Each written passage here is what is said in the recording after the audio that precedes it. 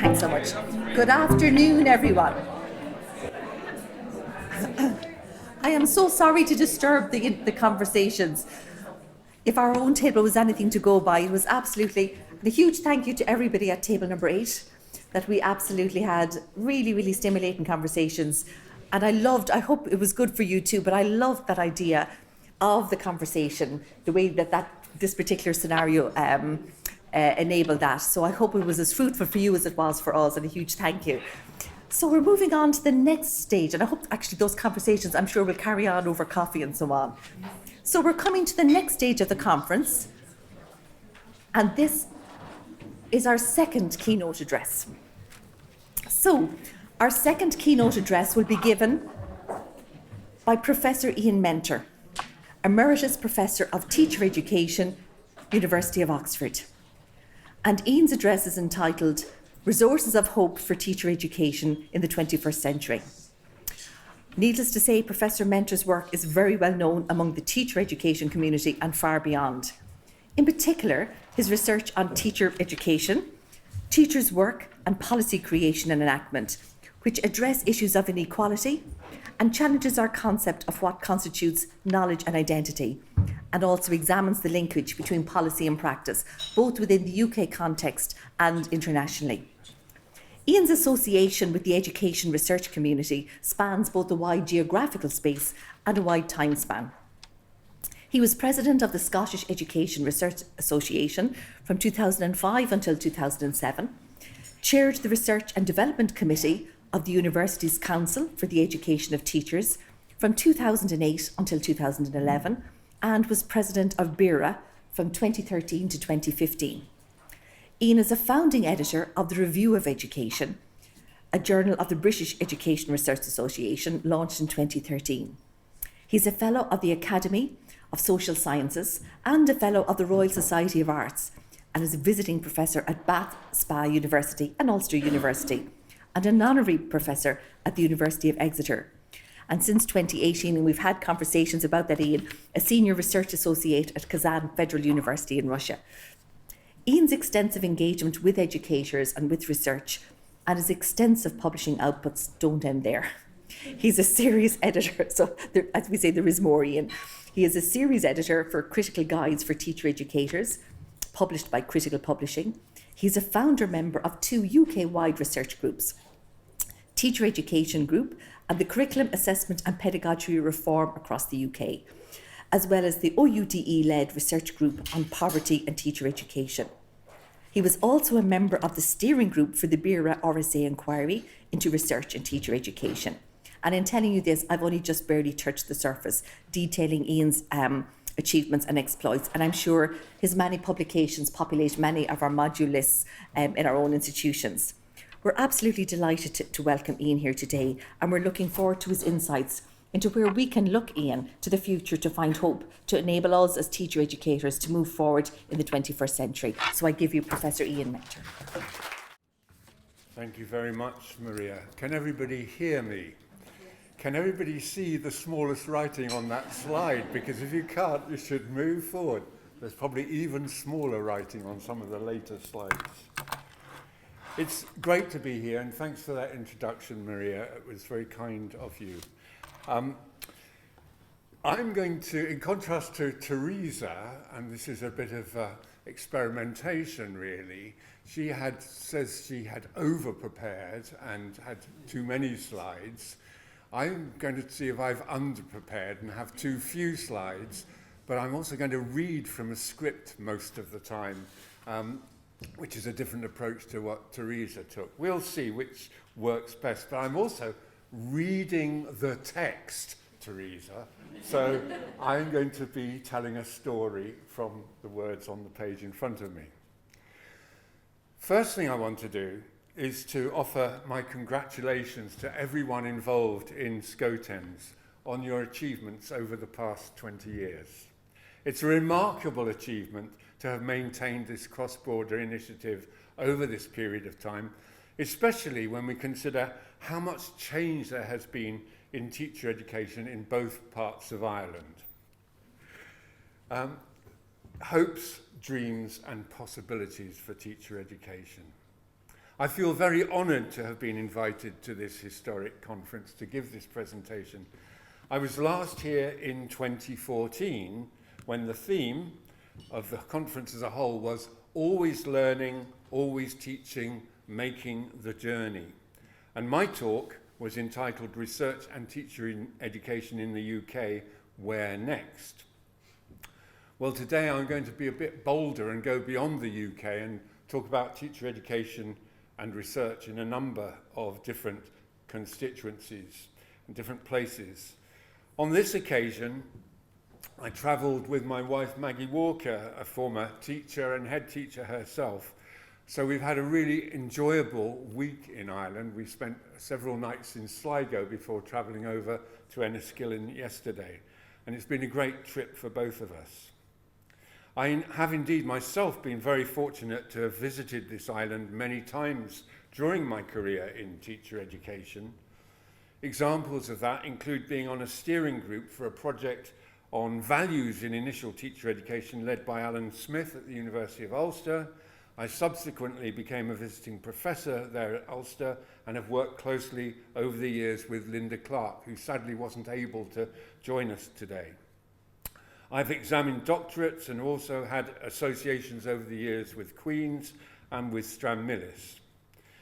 In the south, I've had associations with UCD, with Limerick, UCC, National College of Art and Design, including quality reviews and steering group memberships, as well as sitting on the Teaching Council's advisory group for Cochon, which I could never learn to say properly, but that was my best attempt, that innovative approach to CPD for teachers. In 2009, I gave a keynote at the ESAI conference in Kilkenny. In fact, Maggie and I travelled together on that occasion. And later this year, I'm looking forward to visiting Marino Institute in Dublin. The book series that I edit for Critical Publishing, called Critical Guides for Teacher Educators, includes several volumes by colleagues based in Ireland, including Linda Clark, John McCulloch, and Colette Murphy. Throughout these times, I've been deeply impressed by the commitment of colleagues in Ireland, both to maintaining high-quality provision, but also to ensuring that research informs policy and practice in teacher education. And it was great to hear some examples of that research informing policy and practice in the round tables we've just been having. Goodness knows you here in Ireland have experienced enough reviews, reports, and restructurings, the latter not always successful, to satisfy even the most prolific of educational reformers. And possibly in spite of these, rather than because of them, you have managed to maintain those commitments to quality and to research underpinning.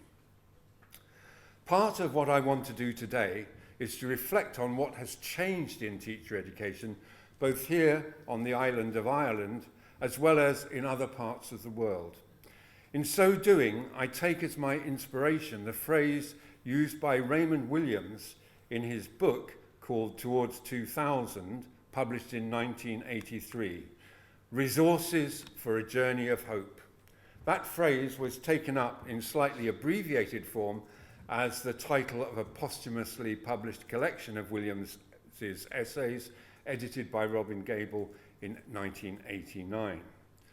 Williams was not known as an educationist, although he was, as I was saying earlier to a colleague, a great adult educator, but he wasn't really known as an educationist more widely, but rather as a socialist intellectual, a specialist, indeed some would say a founder of cultural studies, as well as having been a novelist. He believed in the power of the fictional word as well as the non-fictional word.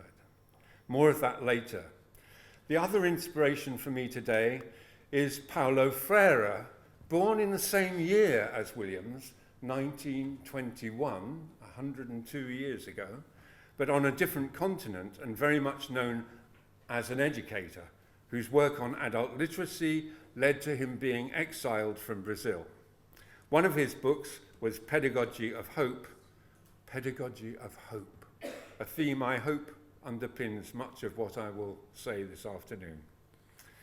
So here is an outline of what I want to cover today. First of all, something about resources of hope and Raymond Williams, then something about pedagogy of hope and Paulo Freire.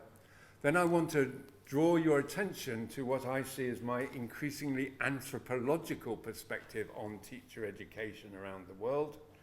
And then drawing on a range of comparative studies of teacher education over recent years, starting with Home International's a 2-country England and USA study, a 12-nation study, a Central and Eastern European study, and currently a study of post-Soviet states, as well as the BRICS countries, and teacher education in all of those. Before I take those studies to highlight some themes that I suggest what I would define, you may have different definitions, as resources of hope for teacher education in the 21st century.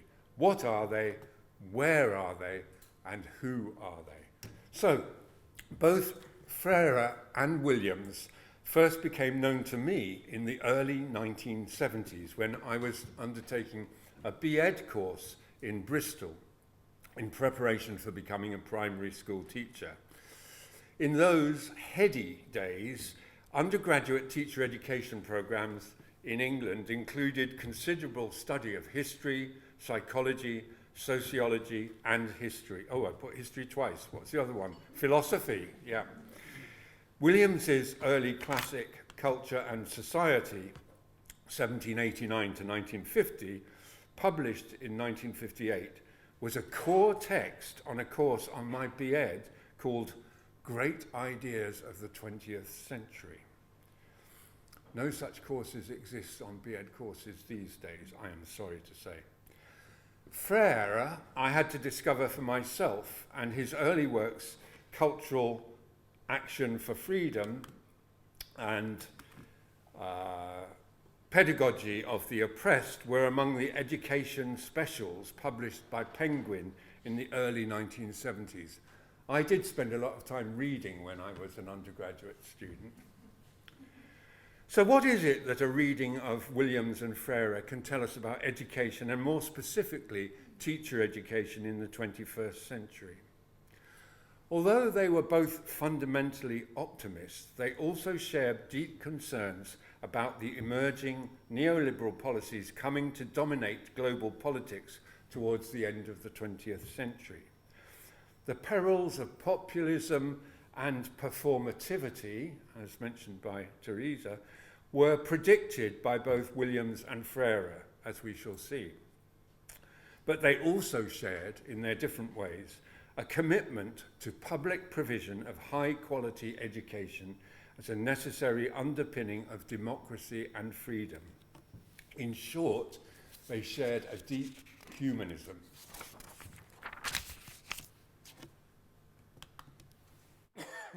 Williams grew up on the border between Wales and England, and his first full-length novel, Border Country, is a largely autobiographical account of how he crossed not only geographical but also cultural and social borders during his lifetime.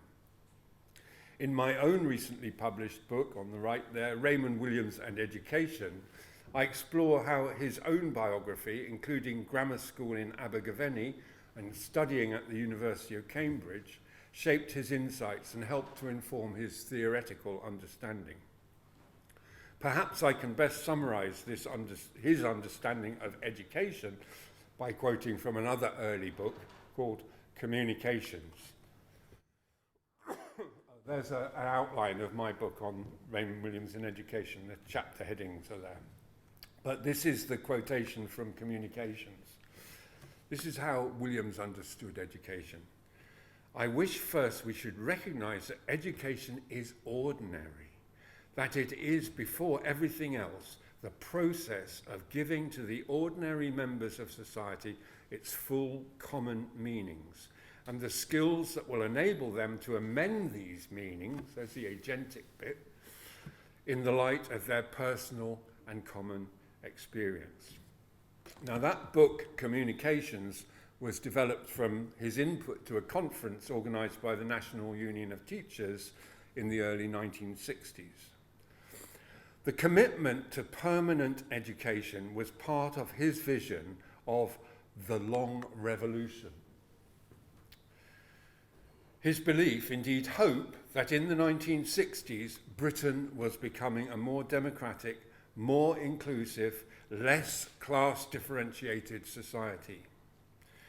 Referring to the contribution education should make to these processes, he wrote, "It is a question of whether we can grasp the real nature of our society or whether we persist in social and educational patterns based on a limited ruling class, a middle professional class, a large operative class, cemented by forces that cannot be challenged and will not be changed.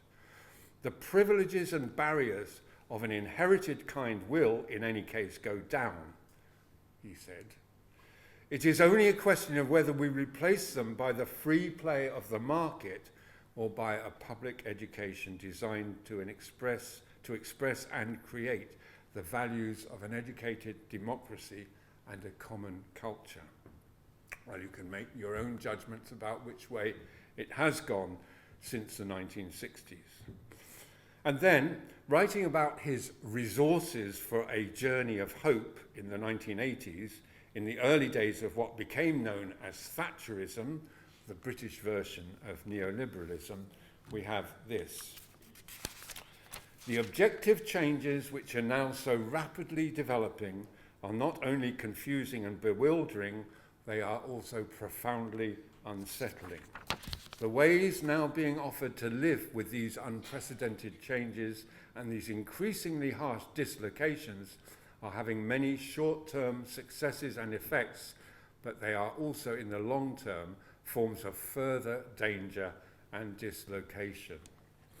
So that was 1983. He was not optimistic in those early days of Thatcherism.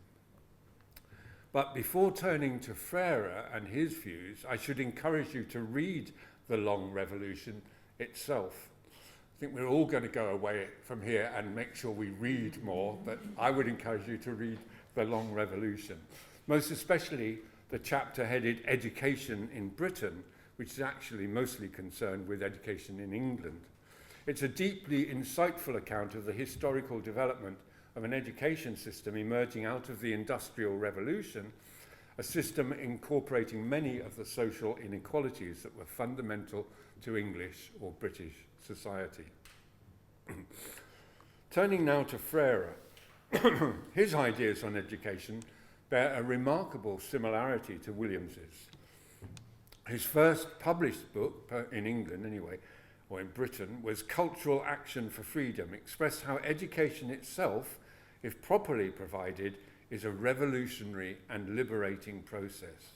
Indeed, his own success in empowering rural populations in South America through adult literacy was the reason he was exiled. Education is a political process in Freire's conception. In his second book to be translated into English, Pedagogy of the Oppressed, he developed his critique of the banking concept of education. That is, the simplistic view of education as the transmission of predefined knowledge into the minds of the learner. He contrasted that with the problem-posing concept of education, which is a kind of what we might now call a social constructivist view of teaching and learning, or what today is often seen as a linchpin of so-called critical pedagogy. His later work, Pedagogy of Hope, which I mentioned earlier, is subtitled Reliving Pedagogy of the Oppressed, and is in essence Freire reflecting on many debates, discussions and criticisms that he had encountered relating to his earlier work.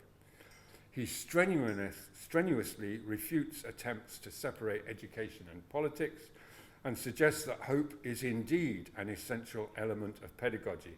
And I think many, if not all, teacher educators would recognize this and concur. One of the tasks of the progressive educator, he wrote, through a serious, correct political analysis, is to unveil the opportunities for hope, no matter what the obstacles may be. After all, without hope, there is little we can do. So against the backdrop of these two sets of ideas, what is our sense of the current prospects for teacher education, locally, regionally, and globally? Where can we find evidence of the contribution that teacher education may make to democratic, just, and sustainable futures for citizens of the world? What indeed and where are our resources of hope in and for teacher education? Personally, in trying to make sense of teacher education in many parts of the world, I find I have been taking an increasingly anthropological perspective on these matters. I tried to capture this in my introductory chapter to the Palgrave Handbook of Teacher Education Research, which I have edited and was published earlier this year, and includes a chapter by your good Connor Galvin there. And in my introductory chapter, I wrote, "It is striking how a synthesis of all that has been written and collected here in that book may be seen to offer a strongly anthropological perspective on the significance of teacher education within contemporary global culture. In so many chapters," I wrote, "we see how the authors have located their analyses within the history and culture of particular societies. Furthermore, when we see the full assemblage of chapters, we get a strong sense of the ways in which teacher education reveals much about the contemporary world and the changes we are experiencing. If anthropology focuses on culture, and particularly on the transmission of culture, then surely education must be a matter of central concern, for that is surely what education is, the transmission of culture, whether the educational processes are formal or informal." And I have to say, in parenthesis, and I make this argument more fully in that chapter, that in my view, anthropology has been seriously undervalued in educational studies, certainly on this side of the Atlantic and probably on the other side as well as in many other parts of the world. Thus, I suggest the education of teachers offers a key anthropological insight to societies. For me, this growing perception arises partly through an increasing involvement in comparative studies of teacher education. That perspective started to develop for me with my move very early in the 21st century from the peculiarities of the English system. Peculiarity is a word E.P. Thompson used in describing the politics of England. From those peculiarities in England to teacher education in a very different but internationally more recognisable approach taken in Scotland. This for me was the beginning of a process continuing to this day of showing the significance of the connections between the nation state and teacher education. Back then, we established a 5-nation research group, the Teacher Education Group, and worked on an edited collection called Teacher Education in Times of Change. It was here that we began to suggest that although it had the largest educational system in these islands, England was very much an outlier when considering approaches to teacher education. So this was a review of policy in the 4 main parts of the UK as well as in the Irish Republic. We had contributions from the north and south of Ireland, Linda Clark and Geraldine McGuinness in the north and Teresa O'Doherty in the south. A few years later, working on a project conceived by the late Jeff Whitty and based at Bath Spa University, it became very clear that during the second decade of the 21st century, teacher education in England was not only an outlier, it was becoming increasingly complex and diverse, although other less neutral words could be applied to what was going on. This process of English divergence has accelerated since that time with a range of reviews, most notably, and some would say cynically, a market review of teacher education. a market review of teacher education. Just put those words together and think about their significance. That market review has led to a situation where the university contribution to teacher education has been increasingly marginalised, and several long-established university providers, as well as some newer providers, are in the process of having their accreditation removed. These include Durham, Sussex, Plymouth, West of England. How can this be? How has it come about that such well-established centres of teacher education can be threatened either with closure or realignment with other institutions? So anyway, I came back from England, came back from Scotland rather. The last 3 years of my full-time employment were spent back in England, based at the University of Oxford, where I was able to develop further my interest in comparative studies in teacher education. Maria Teresa Tato and I led an international research network of WERA, the World Educational Research Association, which gave rise to a publication, Knowledge, Policy and Practice in Teacher Education, which considered teacher education in 12 countries around the world. That study gave me a much better understanding of how globalization and national cultures come together in teacher education to create similar but different scenarios around the world. The phrase vernacular globalization was devised by Appaduri and then adopted by other scholars, capturing the essence of these processes of the global meeting the national. Another term, glocalization, has been used by Marginson and others, but has a very similar meaning. In this work with Teresa Tato, I identified 6 and later 7 themes that could be used to demonstrate these processes of vernacular globalization in our 12 countries. The first, I'll just whiz through these, the professionalization or universitization trajectory is teacher education becoming more professional, less professional, more university-based or less. Secondly, the positioning of research in relation to policy and practice in teacher education. To what extent was research taken into account? Thirdly, partnership between schools and universities or institutes of higher education and the roles taken by those involved in teacher education. Fourthly, where are the decisions made in teacher education? Where is the power and control?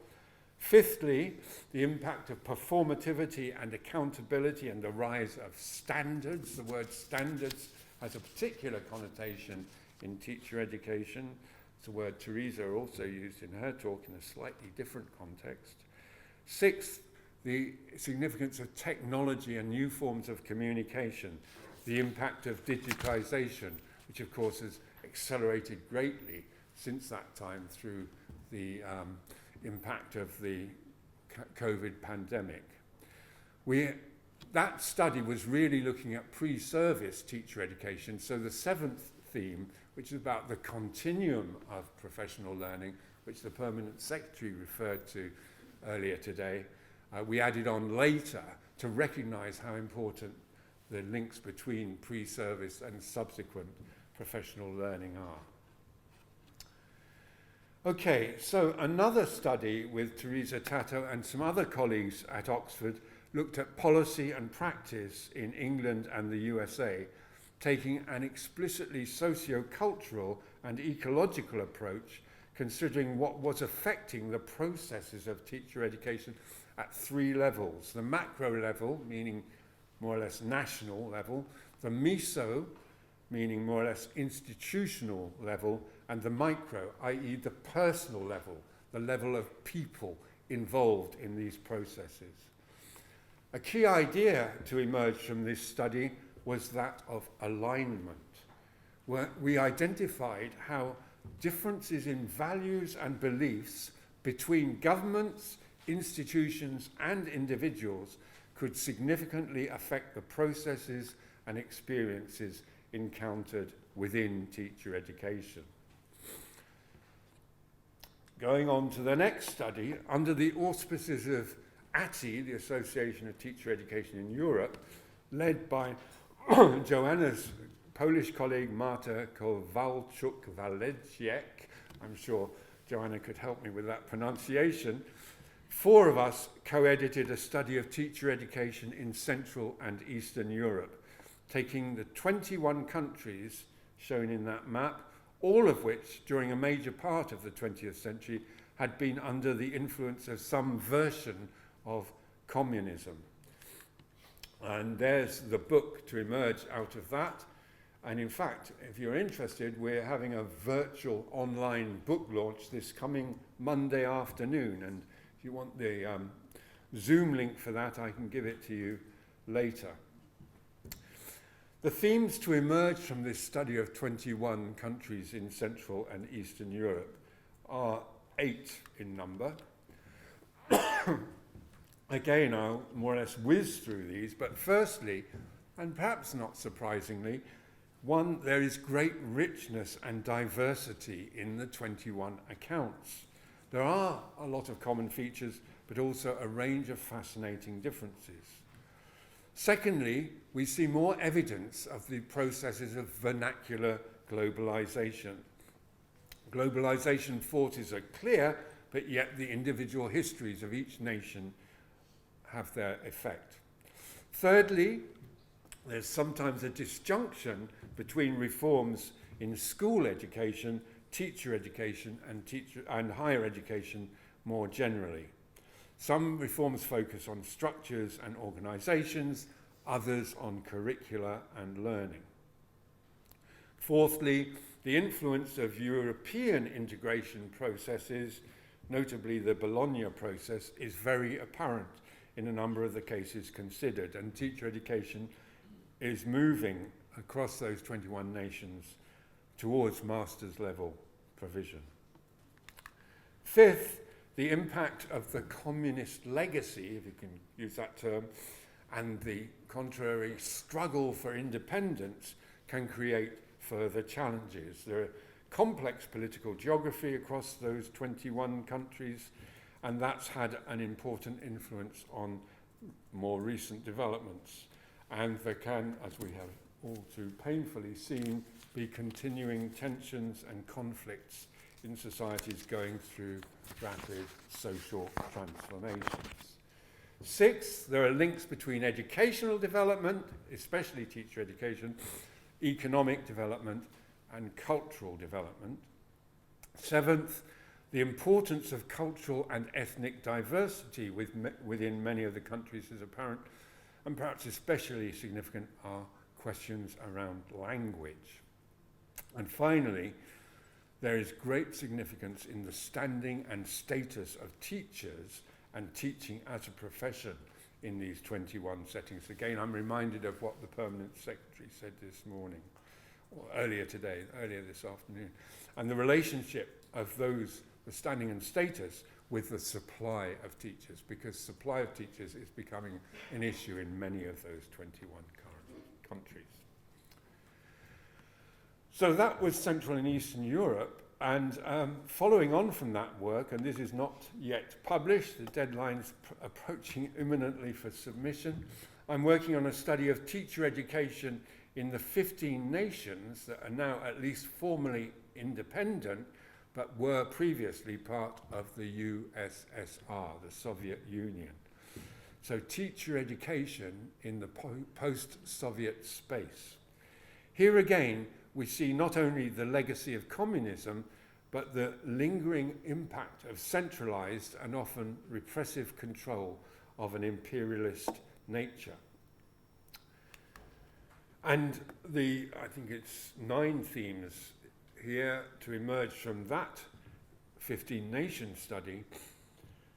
We have the first one is the kind of paradox of a tension between denationalizing away from the Soviet Union, but at the same time nation building and rebuilding the former national identity. That's quite a paradoxical kind of tension. Secondly, there's great movement in the structures of teacher education, including a general tendency to increase the presence of teacher education in the university sector. There's issues around the alignment between schools and teacher education. In many of the countries, we see priority given to partnership developments. We see a focus on the processes of teacher education in terms of curriculum, pedagogy, and assessment. We see the growing use of digital technologies. We see the significance of linguistic, religious, and ethnic diversity. Again, we see how the status of teachers and teacher supply can be major issues. And we see evidence of growing awareness of the link between research and teacher education. So just one more study to go, if you can bear with me. This is the BRICS. I'm currently working with other colleagues in Brazil and Russia on arising from another IRN, International Research Network of WIRA, on teacher education in the BRICS group of countries, Brazil, Russia, India, China, and South Africa. Here we have 5 very different countries, which between them comprise about 40% of the world's population. That alliance is currently being expanded with the addition of at least 6 more countries. Although BRICS is primarily an economic alliance, we are already identifying a number of common themes emerging from current reforms in their approaches to teacher education, not least the significance attached to the practice-based and research elements of the programs.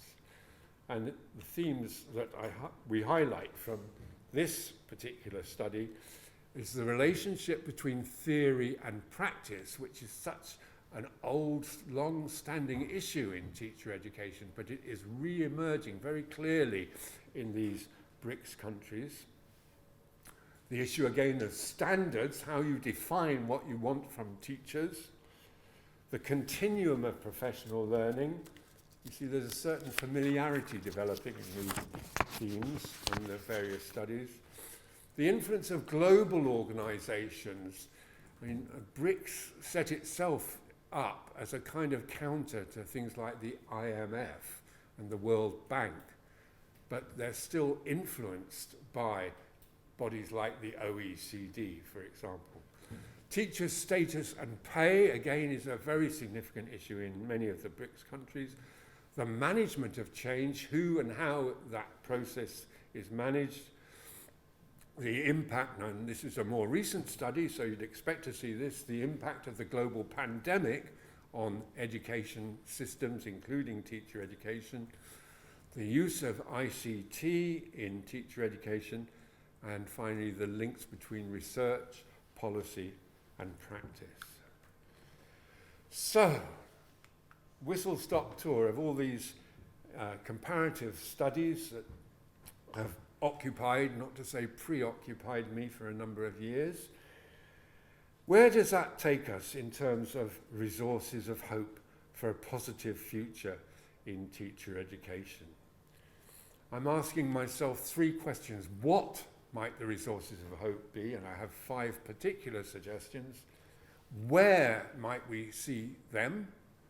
And who might be responsible for implementing or bringing these resources of hope into teacher education?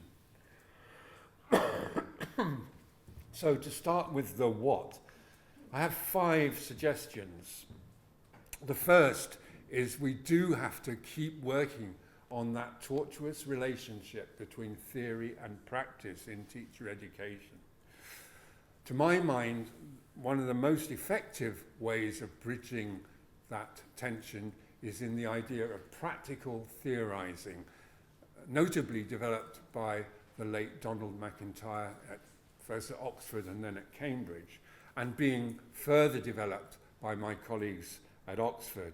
And there's a recent book here edited by colleagues there, Catherine Byrne and others, on practical theorizing.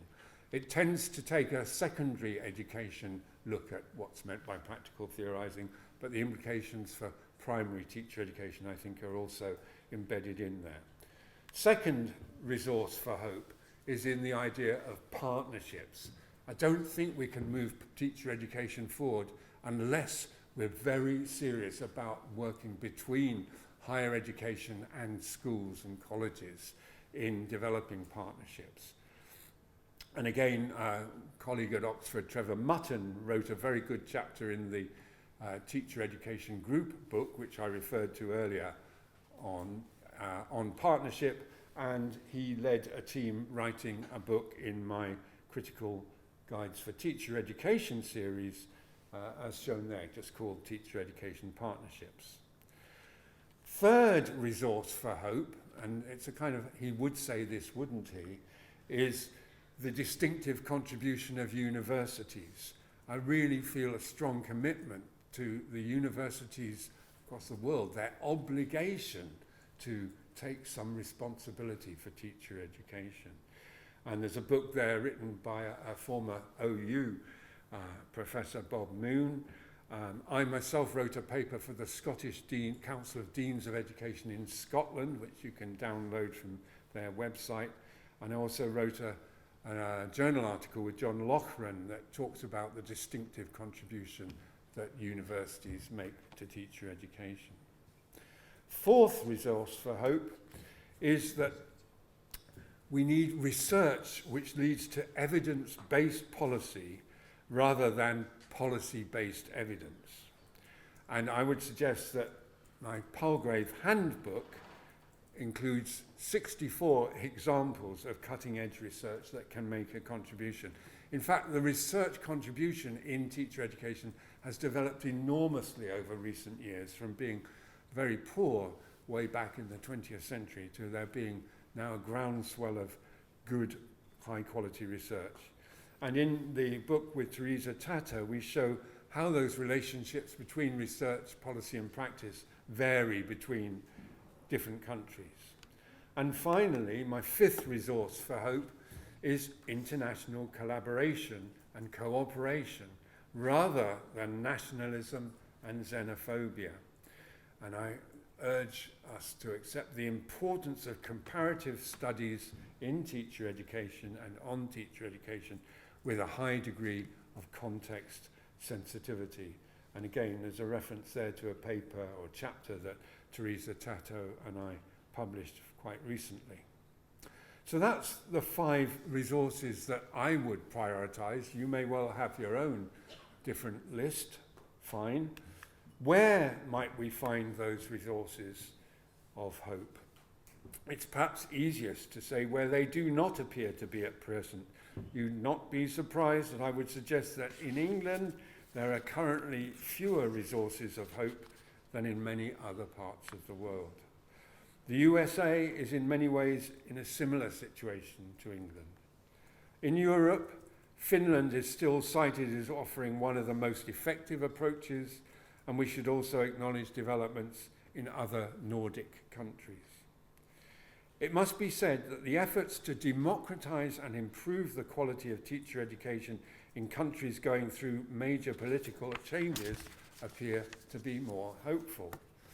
I would indeed suggest that the island of Ireland, perhaps in spite of the huge number of reviews that have been undertaken, seems to show a deeper awareness of the importance of teacher education, certainly than we see in England. And the same could also be said of Wales and Scotland, where there seems to be greater awareness of the significance of teacher education. The efforts in Central and Eastern Europe, as well as in the former Soviet republics, also provide examples of attempts to humanize and democratize not only schooling, but also teacher education. But of course, some such efforts are seriously undermined by violent conflict and also by natural disasters. Who might be our resources of hope? In the final analysis, the key resources of hope must be the human beings involved in the processes of teacher education. This must include teacher educators, teachers themselves, school leaders, education policymakers and researchers. But it must also be recognised that the main resource of hope lies in those people who can be attracted into the teaching profession and who have a desire to improve the lives of the young people of today and tomorrow. Not only attracting them in, but inspiring them to read. The damage done in many parts of the world to education and teacher education by populism must be reversed. I did not include politicians in my list of who are our resources of hope. There may be some who do understand the significance of teacher education in society, but I am afraid they are few and far between. There are far too many who see teachers and teacher education as an easy target for criticism. Or in Stephen Ball's phrase, Teresa mentioned Stephen, he was another former SCOTEN speaker actually. His phrase was a discourse of derision. I would assert that teaching is an intellectual activity as well as an emotional and effective one. And teacher education is a complex process in this fast-changing world that is in a perilous state through conflict and environmental degradation. Raymond Williams's acknowledgement of the wider social and political challenges towards the conclusion of his book Towards 2000 is surely highly applicable to teacher education around the world today. He wrote there, "If there are no easy answers, there are still available and discoverable hard answers. And it is these that we can now learn to make and share. This has been, from the beginning, the sense and impulse of the long revolution." And this long revolution requires an underpinning of hope. So, to conclude, if it's 20 years since the birth of SCOTENs, it is 10 years since the death of Seamus Heaney, another anniversary that's important to mark. So I'll finish with some of his words on the subject of hope.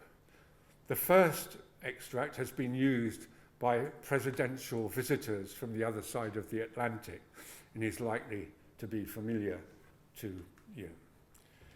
History says, don't hope on this side of the grave, but then, once in a lifetime, the longed-for tidal wave of justice can rise up, and hope and history rhyme. So hope for a great sea change on the far side of revenge. Believe that a further shore is reachable from here. Believe in miracles and cures and healing wells. Elsewhere, Heaney draws on the words of one of the moving forces of democratization in Central Europe. Heaney wrote, "Hope, according to Václav Havel, is different from optimism. It is a state of the soul rather than a response to the evidence.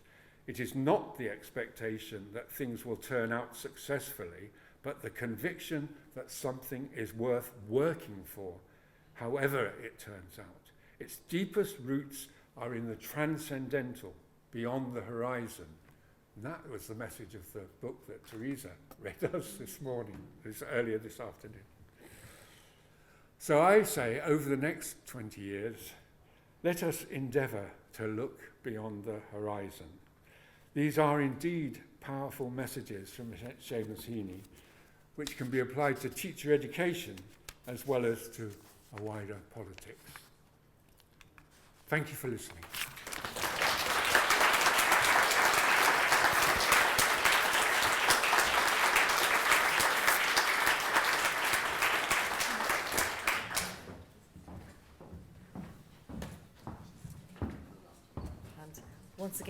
Once again, a huge thank you to Ian for that. As I was listening there were so many similarities that I could draw between both the key points or the essence of what Teresa had said earlier today and what Ian was saying. Again, I might briefly summarise what I took from it, which again may be very different to what you did. And then at this stage we have, I think, a little time to open to the floor. We might have to bring you back up, Ian, if that's all right, to answer a few questions and that. So I suppose for me, what I took from that very much, the key point or key question was, and it's so simple and so basic but so fundamental, what is the purpose of education? So like, what is its role? And linked to that very much, whose purpose? Who determines what that purpose is? Next then, ultimately, it can be seen as the transmission of culture, of a particular culture caught in a particular time frame, whether through formal or informal processes, as Ian said. And what gives us hope to some degree is that international trends vary, and you have movements from putting more emphasis on the university sector, more emphasis on professionalisation, to the opposite, where it's more about accountability, it's performativity, and so on. So we see these trends moving and changing across the globe internationally. And what actually influences those is what you said, Ian. It's the historical and cultural context within which they're located, within that particular given time frame. So there is hope out there, but where does it come from? Where are the resources and who drives that hope? And for me, our hope is in our future. It's our agentic teachers going forward, that the new teachers coming into our system will be people that are empowered in agentic, and who can do that for them. Hopefully it's all of us here, the people within the room, the people working in teacher education per se, along with the wider system and the policy makers. What can we do to ensure that? Our focus on research and ensuring that the university remains central and key, plus partnerships with schools. For me, that said, respecting, acknowledging and valuing the inputs of all the various players, and that collaboration and working together, looking outward, as you said. We have to reflect on our history and our own contextual issues, and we can't unthinkingly borrow policies from abroad, but not being afraid to look outward and say, what can we learn from others? What would we do differently, and what would we do the same? So again, there's so much going around in my head, Ian, and I'll be looking forward to sitting beside you and hounding you later with questions. But at this stage, can we open it to the floor? Were there any points, comments or questions that people would like? And I think is this a movable mic, Tricia? Can I take this out? Or do we have we have a movable mic. Brilliant. So with any questions from the floor, if you wouldn't mind just identifying and saying who you are and then posing the question to Ian.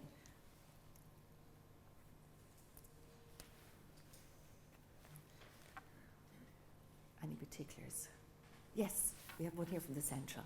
Ian, would you mind awfully coming up? Is that okay? Because we don't have a second. Would that be all right? Thank you.